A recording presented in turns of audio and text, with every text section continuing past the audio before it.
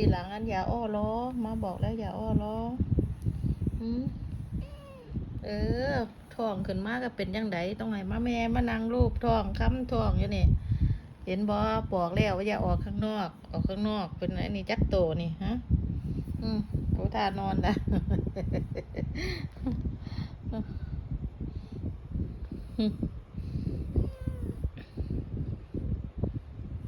มากได้ให้มารูปท้องให้นี่มันสบายบ่ลูกนอนหลับตาปุ้ยปุ้ยให้มารูปท้องให้สิเกิดแล้วนี่เกิดมื้ออื่นมื้อฮื้อนี่ไผอยากได้มาเอาเด้อ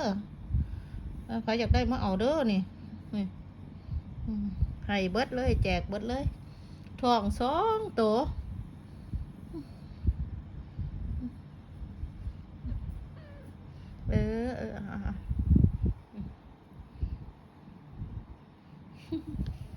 อึ่งเผา